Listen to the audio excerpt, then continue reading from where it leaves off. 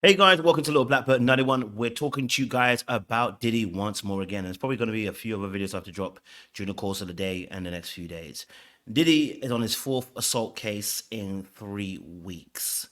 By damn, we know he hasn't paid his Illuminati fees because surely everything is dropping on him right now. It's funny because we actually been in a situation several times before. Bill Cosby, Trey Songz, R. Kelly, and there will be many more coming, I'm sure, in the coming years because your time is up. See, the devil doesn't play, right?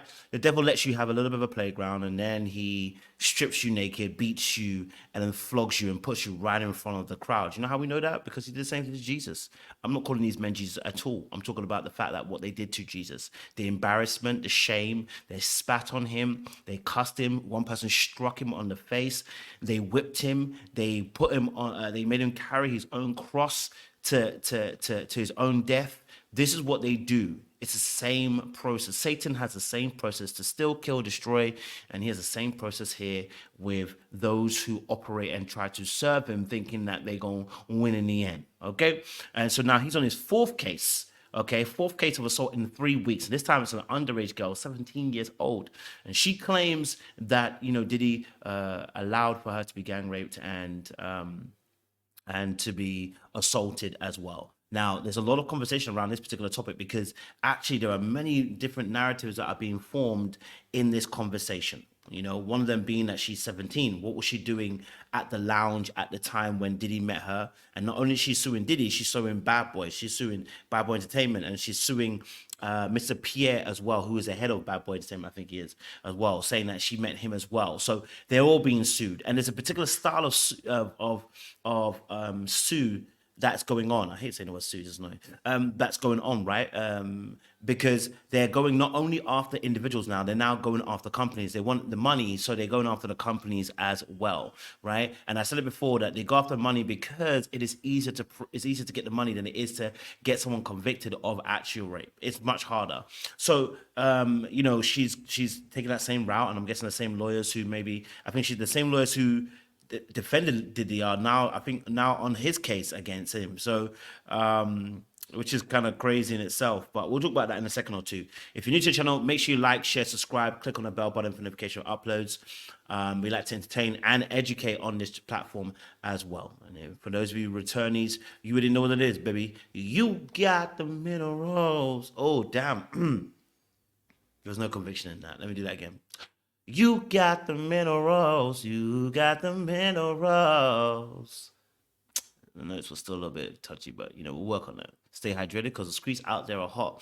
All right, let's get into the conversation. All right, so it says here that Sean Diddy Combs has been accused of gang raping and sex trafficking a 17-year-old girl when she was in 11th grade. Unlike many victims who have come forward after decades, Ms. Doe can prove that she not only met Mr. Combs on the night in question, but also in the studio in New York City with him on that night. Remember, when viewing these, Ms. Doe was 17 years old. It's the fourth allegation of sexual assault made against the music mogul in 3 weeks. Okay, and then I think it goes on to say Megan Kunifu. I think she's the one that was also involved. Was she not in reporting the stuff from John Majors and Jonathan Majors and also Meg Thee Stallion? I think she was. Anyway, the same lawyers who represented Cassie in her quickly settled lawsuit against Diddy have sued him again. This time on behalf of a woman who's staying anonymous.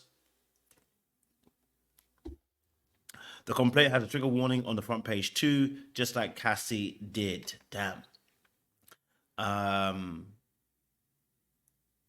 So she said, obviously, I'm going to get that. We'll have to go and get a case as well. I'll try and see if I can get it for you guys. Says plaintiff Miss Jane Doe hereby alleges as follows: on November 16, 2023, Cassandra Victoria Cassie filed a fair 5-page lawsuit in which she expressed Sean Combs for subjecting her to near a decade of physical, sexual, and emotional abuse, punctuated by rape, sex trafficking, and being forced to engage in drug-filled, non-consensual sexual partners encounters with other men. Ordinarily, when a lawsuit such as Ms. Ventura is filed, that involves events that took place long ago. Witnesses are few and far between, evidence hard to muster. Not so for the claims against Mr. Combs. Within minutes of filing, the salient facts of Ventura's claims were confirmed by various witnesses, including a rival musician whose car Mr. Combs blew up, as well as various individuals who observed Mr. Combs beat Miss Ventura. Okay, is this Cassie's one? Doesn't feel like... Oh, it's Jane Doe's. Okay, so it starts the same way. Oh wow, trigger warning as well on that one. So okay, wow. So they started, ooh, baby. So it says, unlike number 7 says, unlike many victims who've come forward after decades, Miss Doe can prove that she not only met Mr. Combs on the night in question, but was in his studio in New York City with him on that night. Remember, when viewing these, Miss Doe was 17 years old. Okay, so she's sitting on his lap here. Her shorts are pushed up a little bit, so that's why the conversation. We're gonna have a conversation about that because people were having a point with that. This is a studio in the flat here. She's inside as well. Okay, inside his studio. Okay, let's go to the next point. So Megan Cuniff reports again saying,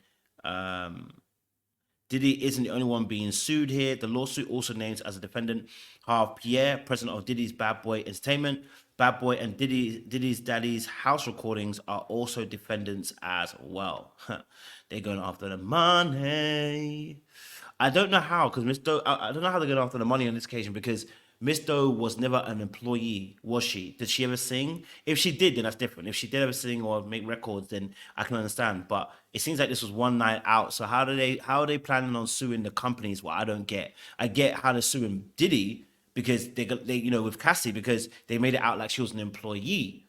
But if she's not an employee, how do they sue on this occasion? I wonder. On the evening in question, Miss Doe was with friends in a lounge when she was approached by who she later learned was Mr. Pierre. Mr. Pierre was with his own friends, including the third assailant, Mr. Pierre, and the third assailant and the friends were dressed in suits. Mr. Pierre repeatedly complimented Miss Doe's appearance, saying that she was hot, among other things. He then began talking about his self-described best friend and brother, Mr. Combs. Specifically, Mr. Pierre continually stated that Mr. Combs would love to meet Mrs. Doe. Mr. Pierre even called Mr. Combs and put Miss Doe on the line. Mr. Combs told Miss Doe that he would love to meet her and that she should accompany Mr. Pierre to New York City in a private jet. Shortly after, Mr. Pierre directed Miss Doe to go with him in a bathroom at the lounge. Once inside the bathroom, Mr. Pierre began to smoke crack cocaine from what appeared to be an aluminium can. So the time, Megan Cooper said the timing. The relevant law in New York City's Victims of Gender Motivated Violence Protection Law, NY Admin Code Section 10 to 1101 EXEC. The claim is timely pursuant to an amendment to the law that extends the statute of limitations on claims under the law to March 1st, 2025. So they've extended it now, I guess, which is now March 2025 rather than just being this end of this year. So there's going to be more claims coming out. Ooh, baby. We'll talk about the fact enough's enough in a second or two. Okay. So there's another one I want to bring up because I think so. There's more, a little bit more to the story that came out as well. So have a look at this. It's crazy in Adonia what's going on right now. Oh my gosh, woman accuses Diddy of 2 other men of gang raping her when she was 17. That's the issue. So it's less about what interactions Diddy had with her. It's more about the fact that that happened. You know what I mean? So that's slightly different. Okay. So neighbors, Diddy is the subject of another sexual assault lawsuit, according to a report by Rolling Stone. He and two other men are now accused of gang and a 17-year-old inside his recording studio in 2003. The documents obtained by the outlet state that Jane Doe is suing Diddy, his longtime friend Harv Pierre, and a third unidentified man. The woman says she was trafficked across state lines and filled with drugs and alcohol. Okay. She claims Pierre introduced her to Diddy via telephone after complimenting her at an appearance at the club. She was flown to see Diddy on a private jet, and on arrival said she was lured into a bathroom of a lounge. I mean, the wording there. She says she witnessed Pierre do crack cocaine before forcing her to go down on him. Oh, damn. She says Combs would later sex her in the studio bathroom after she became extremely inebriated. She says he penetrated her from behind while she hung over the sink. It's not looking good. She says Diddy was having trouble reaching an orgasm and asked her to turn around and squeeze his nipples after making her turn back around. The other men allegedly came in and took turns with her. The filing is said to have a picture of the teen in Diddy's lap while at the studio. The woman said she was transported by them back home, but can't remember the ride there. This is now the 4th woman to sue Diddy for sexual assault. It's getting a bit techie. in that situation, right? And I think I'll do a part two because I want to make it nice and short. I don't want to do too long. In part two, I'll talk about what some of the things that the audience were kind of saying about the issue and why it's become difficult for this situation, because a lot of people don't necessarily have not necessarily got right behind this particular issue, the fourth one, and there's a reason why. All right, but just listen to some of the details that were issued in that. Can't lie to you, it don't sound good, right? And the fact that not only is Diddy being pursued, but half Pierre is also being pursued. The business is being pursued. There's a third man who's unidentified too, because they took turns on trying to have sex, turns on having sex with her allegedly. That's nuts behavior, right? But it's consistent with the kind of behavior that Diddy has done, right? And I think when I do a video on Mark Curry as well, he details how they would get these girls into that position. Very similar to the same way that Charleston White was talking about how he'd get these girls into position. Drugs, Percocets, and all this kind of stuff like that to get girls into a dazed state. It is rape. Okay, it is rape. So there's no way around it. So it's disgusting behavior. And we don't stand for that kind of stuff. It's nasty. But make sure you like, share, subscribe. We'll do a part two on this.